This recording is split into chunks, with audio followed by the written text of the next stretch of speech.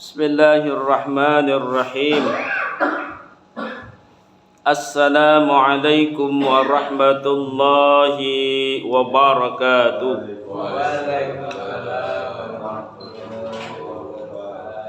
Alhamdulillahi rabbil alamin.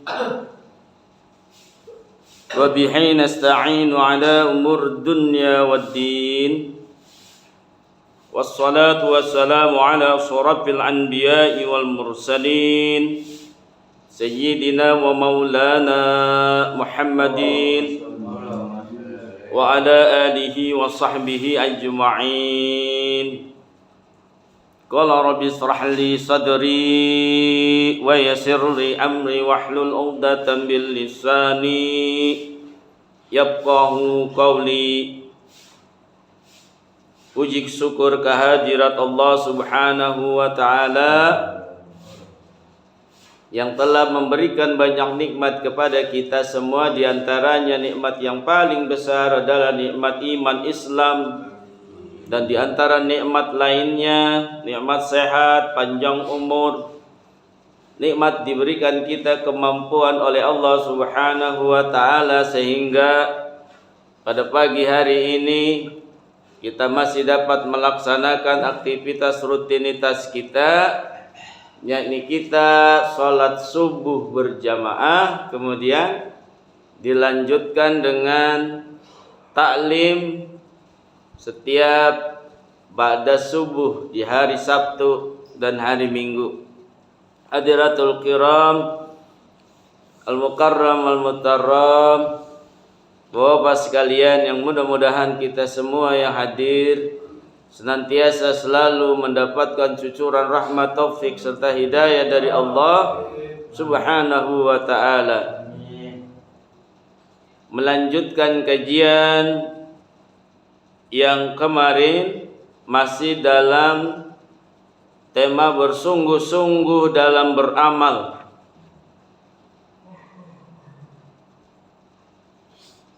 Di dalam Al-Quran di surah Al-Mujammil ayat 20 Allah berfirman, A'udzu billahi minasyaitonir rajim. Bismillahirrahmanirrahim. Wa qala ta'ala wa ma tuqaddimu li anfusikum min khairin tajiduhu 'indallahi huwa khairan wa a'dama ajra. Allah Ta'ala berfirman, dan kebaikan apa saja yang kamu perbuat untuk dirimu, niscaya kamu memperoleh balasan dari sisi Allah sebagai balasan yang paling baik dan yang paling besar pahalanya. Jadi di dalam ayat ini Allah mengatakan kebaikan apa saja yang kita kerjakan untuk diri kita, niscaya kita akan memperoleh balasan. Ya. Jadi kebaikan yang kita perbuat untuk diri kita sendiri, bukan untuk orang lain, Allah berikan balasan berupa kebajikan. Apalagi kalau kita berbuat baik kepada orang lain, gitu. Berbuat baik buat diri kita, ya Allah akan balas. Ya contohnya salat baik buat siapa? Buat kita. Apakah salatnya itu buat Allah? Bukan. Kita enggak sholat, Allah tidak akan menjadi masalah. Ya. Tapi yang menjadi masalah siapa? Diri kita. Ya. Allah tidak butuh sholat kita. Ya. Tapi kita lah yang butuh Allah. Butuh pemberian rezeki, butuh pemberian yang lain-lainnya dari Allah. Sehingga dikatakan di situ, ya Kalau orang yang berbuat kebaikan untuk dirinya, Allah balas dengan kebaikan yang lebih baik lagi. Apalagi kalau kita berbaik kepada orang gitu ya, pasti Allah juga beri kebaikan. Ditambah lagi orang yang dibantu pun ya memberikan kebajikan secara ukuran manusia. Kemudian di Al-Baqarah 197, wa qala ta'ala wa ma tab'alu min khairin fa innallaha bihi alim. Allah Ta'ala berfirman, dan apa yang kamu kerjakan berupa kebaikan, niscaya Allah mengetahuinya. Ya. Jadi Allah dalam sifatnya maha mengetahui yang tersirat dan yang tersurat. Tersirat dan tersurat. Ya. Yang terang-terangan dan yang sembunyi-sembunyi. Ya. Kalau kita mau berinfak, mau bersedekah, memberikan amal jariah, ya, kalau guru kita mengajarkan, ya, tangan kanan memberi, tangan kirinya nggak perlu tahu, gitu ya. Ya kalau kita mau ngasih, ya masuk ada kotak amal nih, ya, mau ngasih dimasukin, nah ini duit, gitu. Jangan banyak-banyak, 1 juta, gitu. Tidak perlu harus misalkan diumumin, gitu ya. Tapi Allah Maha tahu. Ya. Kalau kita memberi secara sembunyi-sembunyi, begitupun ibadah. Malam-malam jam 2, jam 3 bangun dalam situasi suasana yang dingin, sepi gitu ya. Bangun, mandi, kemudian wudhu, sholat, nggak ada orang yang ngelihat. Ya, Allah Maha tahu. Ya, tidak perlu harus bangunin anak ya, bangun, nih bapak mau sholat nih gitu ya. Tapi dibangunin nggak apa-apa, tapi ajakin, ayo bangun, kita sholat, kita tahajud gitu ya. Allah mengetahui ya perbuatan baik kita ya, maupun juga perbuatan jahat ya, perbuatan atau amal yang salah ya. Kalau Allah mengetahui ya yang tersembunyi. Kemudian di dalam hadis an Abi Hurairah radhiyallahu anhu qala Rasulullah sallallahu alaihi wasallam, innallaha ta'ala qala man 'adali waliyan faqad adantuhu bil hars wa ma taqarraba ila 'abdi bi syai'in ahabba ila mimma taraktu alaihi wa ma yazalu 'abdi yataqarrabu ila bin nawafili hatta uhibbahu fa idza ahbabtuhu kuntu sam'ahu alladhi yasma'u bihi wa basarahu alladhi yubsiru bihi yadahu allati yabtisu biha wa rijlahu allati yamshi biha wa la in sa'alani la'u'tiyana wa la ista'adani la'aidana. Dari Abu Hurairah radhiyallahu an, dia berkata, Rasulullah sallallahu alaihi wasallam bersabda, sesungguhnya Allah Ta'ala berfirman, siapa saja yang memusuhi kekasihku, maka aku menyatakan perang kepadanya. Ya. Jadi Rasulullah bersabda, sesungguhnya Allah Ta'ala berfirman, Allah ngomong, Allah berkata. Di mana? Dalam apa berkatanya? Dalam Al-Quran. Ya, siapa saja yang memusuhi kekasihku, ya, siapa kekasih Allah? Rasul. Ya, siapa saja yang memusuhi Rasul, maka aku menyatakan perang kepadanya. Allah mengatakan demikian.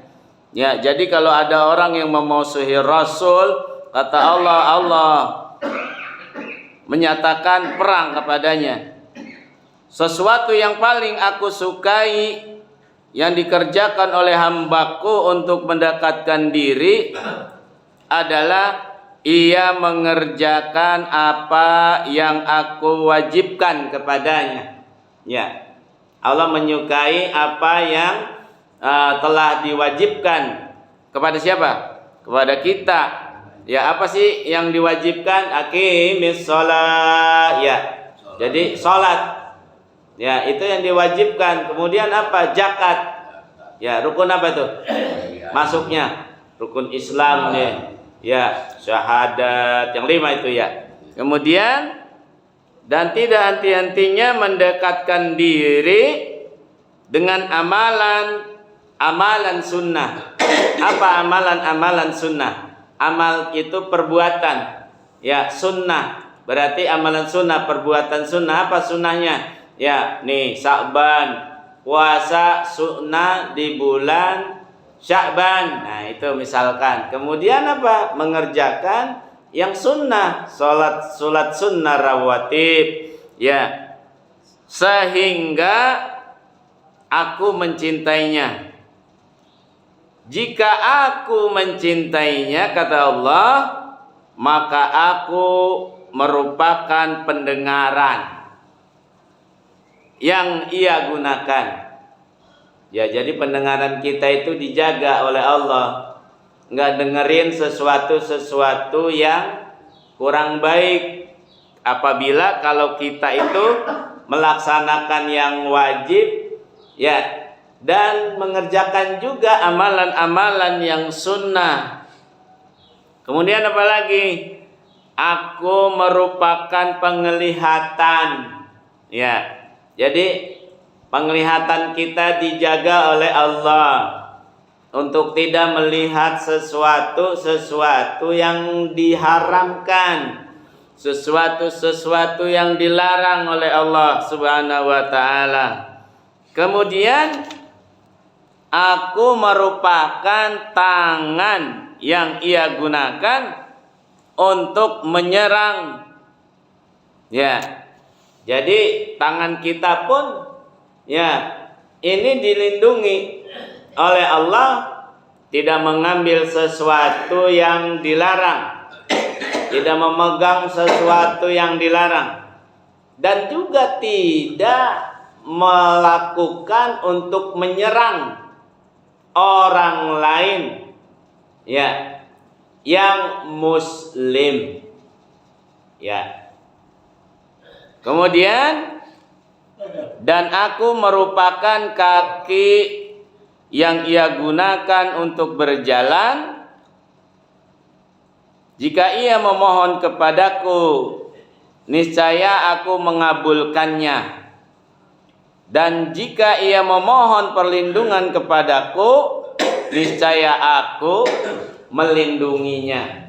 Masya Allah. Jadi kita yang selalu berusaha untuk mengerjakan apa yang diperintah oleh Allah dan menjauhkan apa yang dilarang oleh Allah, maka itu tadi, ya, Allah akan memberikan kepada kita suatu perlindungan, ucapan kita yang baik-baik, mata ngelihat yang baik-baik, kuping dengerin yang baik-baik, tangan berbuat untuk yang baik-baik, kaki melangkah ke tempat yang baik-baik. Kaki tidak melangkah ke tempat yang mudarat, kaki tidak melangkah ke tempat yang dilarang oleh Allah. Ya.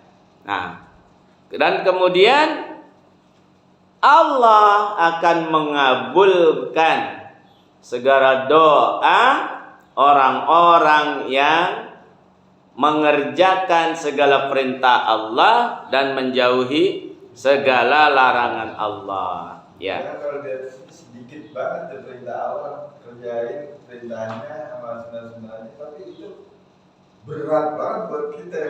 Iya. Karena apa berat? Setan sudah bersumpah Sejak dulu penciptaan Nabi Adam, setan ini udah bersumpah. Ya, karena setan di surga gara-gara ciptain Adam, Allah, ya setan komplain kan gitu ya. Iblis komplain. Karena apa? Allah menyuruh iblis atau setan ini untuk bersujud kepada siapa? Pada Adam. Karena dia diciptakan dari api, merasa dia lebih pantas untuk disembah, disujud maksudnya, bersujud. Kalau sembah ya Allah. Ya, jadi karena Allah ini menyuruh dia tidak mau, dia dilaknat oleh Allah, diusir dari surga. Kemana? Ke dunia, diturunin. Oke, keturun ke dunia, tapi dia bersumpah, dia akan mengganggu, dia akan menjerumuskan, mencari teman-teman nanti di neraka. Ya, umat Nabi Adam akan diganggu dan dijerumuskan supaya menjadi temannya di dalam api neraka. Nah, oleh karenanya yang tadi dibilang berat, ya berat memang ibadah itu. Ya, berat sekali. Allahu Akbar, Allahu Akbar, baru juga ajan. Tar dulu lah, ya mana rokoknya baru disundut gitu ya, kopi baru diseduh, dan tar dulu ini, ya kopi keburu dingin. Iya, sayang kan? Lah iya, ya itu bagian daripada tantangannya. Ya, Allahu Akbar, Allahu Akbar, asyhadu an la ilaha illallah, iqamah. Ya, begitu iqamah, nah tuh udah iqamah dah tuh. Ya, habisin dah tuh rokok, habisin kopi. Ya, baru ke toilet. Begitu sampai toilet pengen berak. Ya. Airnya apa? Buang air dulu. Begitu buang air, komanda kelar, pakai ini sarung apa? Ya, habis kali udah. Itunya jamaahnya, udah sholatnya ketinggalan katanya, di rumah aja. Ya, bener nggak? Ya itu yang kita rasakan, begitu ya. Ya, oleh karenanya bagaimana kita memerangi hal yang demikian?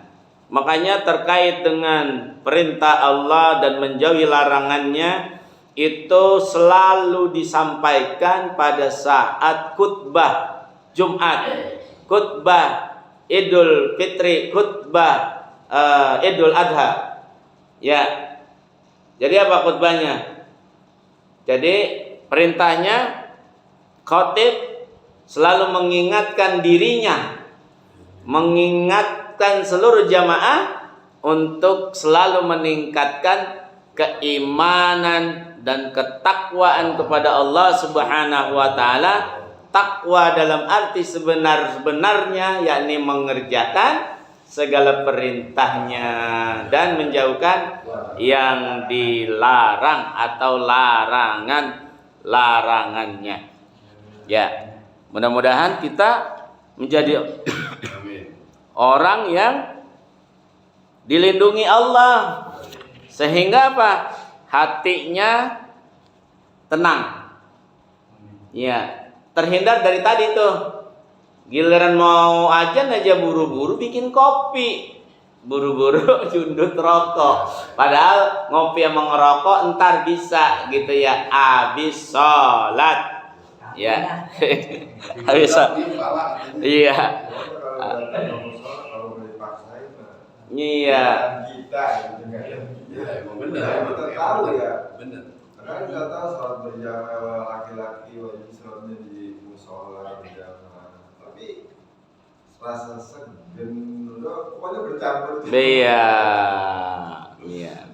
Jika sholat itu enteng dan membuat orang hatinya itu sekilas saja menjadi nikmat, maka penuh musola. Ya, penuh musola, penuh masjid. Ya. Memang niatnya harus kuat, niat semua niat. Iya. Harus kuat kalau kita goyang lagi. Baik, kita lanjutkan. Kita lanjutkan Anas radhiyallahu anhu anin Nabi sallallahu alaihi wasallam fima yarwihi an rabihi azza wa jalla qala idza taqarrabal 'abdu ila sibra taqarrabtuhu ilaihi zira'a wa idza taqarraba ila jira'an taqarrabtu minhu ba'an wa idza atani yamsi ataituhu harwalah. Dari Anas radhiyallahu an, dari Nabi sallallahu alaihi wasallam, beliau menceritakan yang difirmankan oleh Allah atau difirmankan oleh Tuhan yang maha mulia lagi maha agung. Apabila seseorang mendekatkan diri kepadaku sejengkal, ini sejengkal ya, sejengkal, maka aku mendekatkan kepada dirinya sehasta. Sehasta apa tuh? Ini kalau sejengkal kita tahu deh. Sehasta, sehasta itu ya, sehasta, ya, sehasta. Kemudian apabila ia mendekatkan diri kepadaku sehasta segini, ya, kalau kita mendekatkan diri sehasta, maka aku mendekatkan sedepak, sedepak, dua kali, dua jejeran gitu ya, ya. Dan apabila ia datang kepadaku dengan berjalan, maka aku datang dengan berlari. Nah, itu kata Allah melalui hadis tadi dari Nabi, kemudian juga balik lagi dari Anas meriwayatkan demikian. Ini hadis riwayat Bukhari.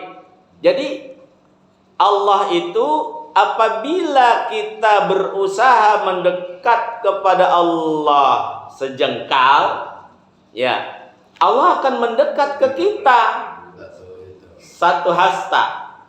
Apabila kita mendekat kepada Allah satu hasta, maka Allah akan mendekat sedepak. Gitu tuh dalam hadis ini. Dan apabila kita berjalan mendekat Allah, maka Allah berlari. Nah, perumpamaannya begitu. Ya.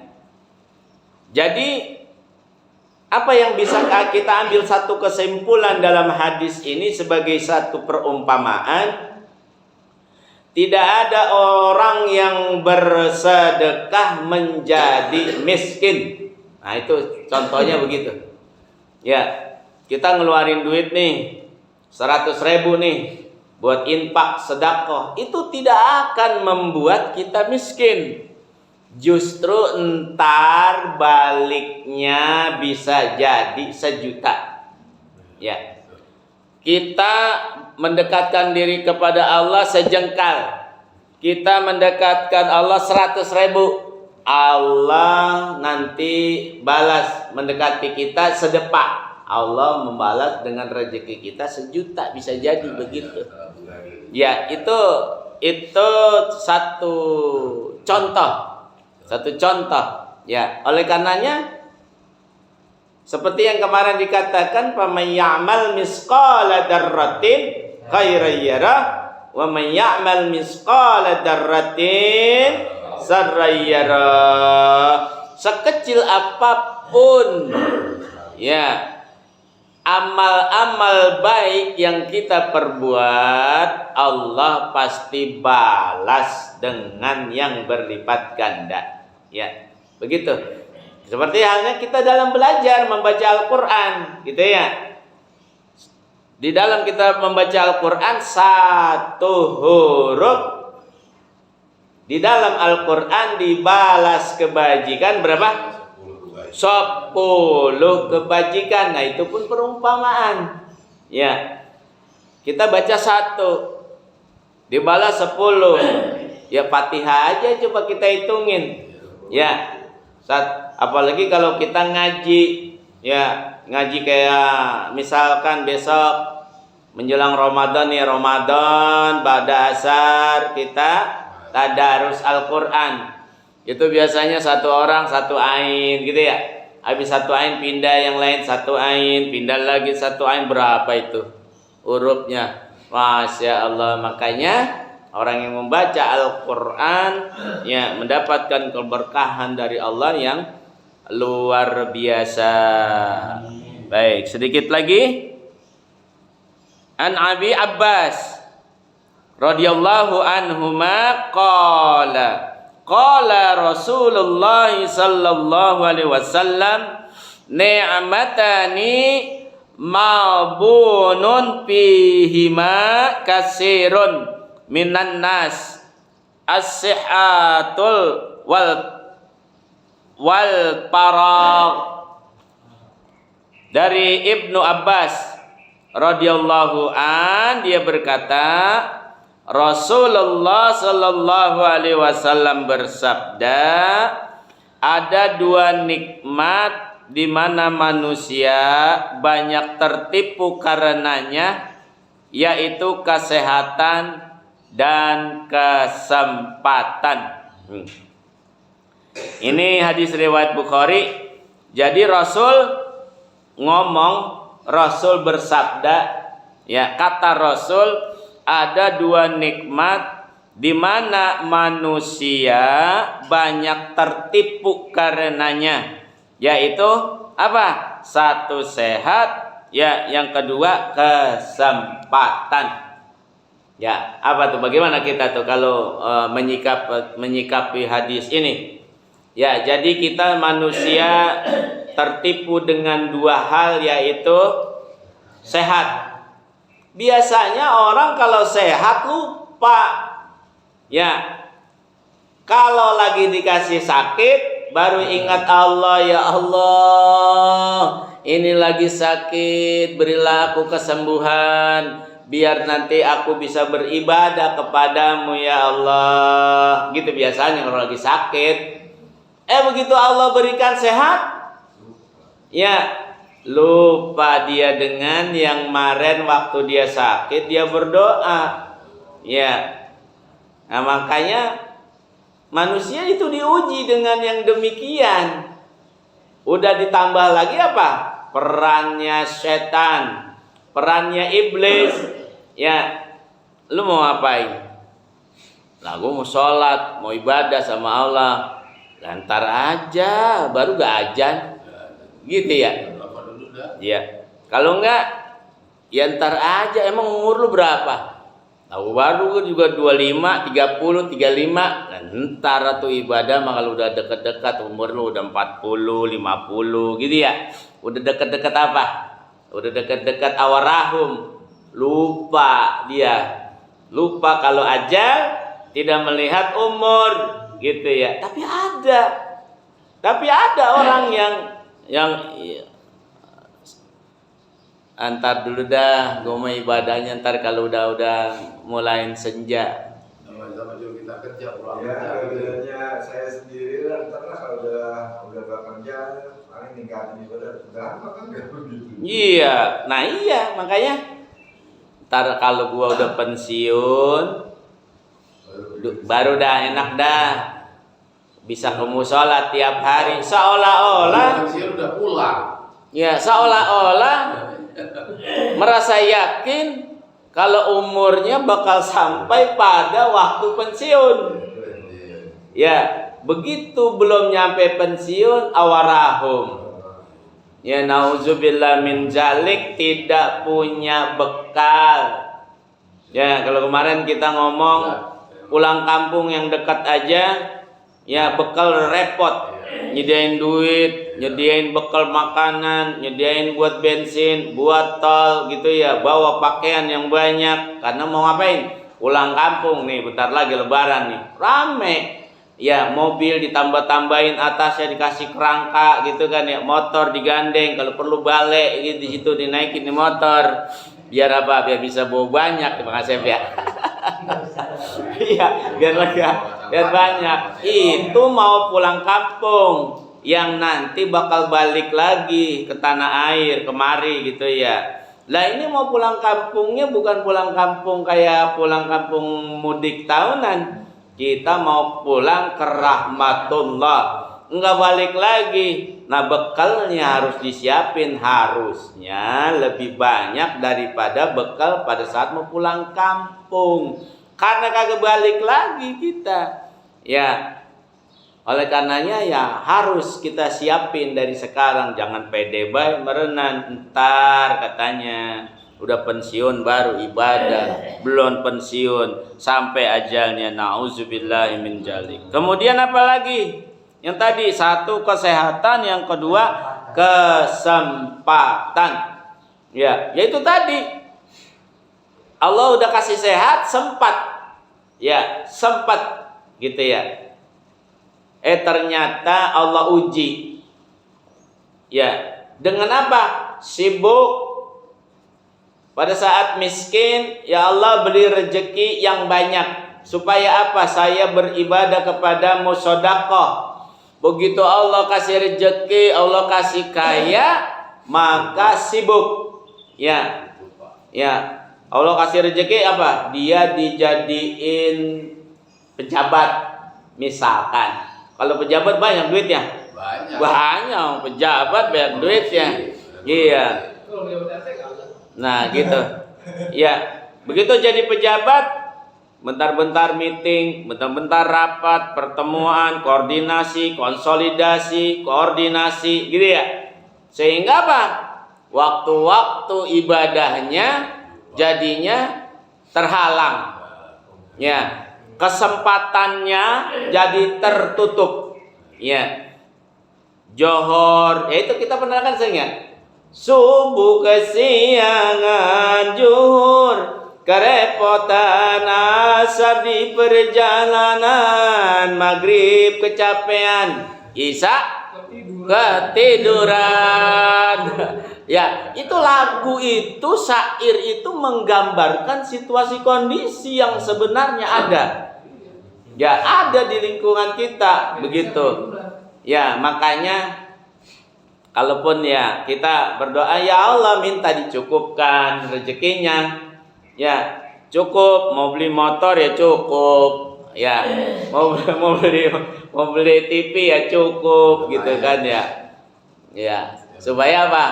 Kalau cukup ya pengen yang kita mau cukup. Buat sedekah cukup gitu ya, buat infak cukup ya.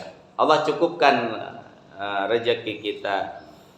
Masya Allah, mudah-mudahan kita menjadi orang-orang yang dikategorikan oleh Allah adalah orang-orang yang beriman dan bertakwa kepada Allah, mampu kita melaksanakan apa yang diperintahkan oleh Allah dan menjauhi apa yang dilarang oleh Allah, sehingga kita menjadi orang-orang yang muttaqin gitu ya. Kemudian Allah akan lindungi kita, ya badan kita dikasih sehat ya dalam rangka taat ibadah gitu ya. Kemudian juga dikasih sempat. Oh, udah waktunya johor, bahkan sebelum johor ya kita itu udah diingetin ya. Wah, bentar lagi johor, ya udah siap-siap gitu ya. Bentar lagi asar, udah siap-siap. Apalagi besok nanti Ramadan gitu ya. Maghrib, belum nanti udah mau asar, udah siap-siap karena mau tadarus. Begitu maghrib siap-siap, bentar lagi isya, habis isya taraweh gitu ya. Yang mudah-mudahan Allah jaga badan kita sehat gitu ya, sehingga kita bisa meningkatkan kualitas keimanan dan ketakwaan kita kepada Allah Subhanahu wa ta'ala. Amin ya rabbal alamin. Demikian yang bisa saya sampaikan pagi hari ini. Mudah-mudahan walau sedikit tapi menambah wawasan ilmu kita. Benar datangnya dari Allah, salah mah saya yang sebagai makhluk manusia yang fakir, yang daif, ya kurang lebihnya mohon dimaafkan. Kita tutup dengan doa majelis. Subhanaka Allahumma wa bihamdika asyhadu an la ilaha illa anta wa astaghfiruka wa atubu ilaik. Billahi taufiq wal hidayah. Assalamualaikum warahmatullahi wabarakatuh.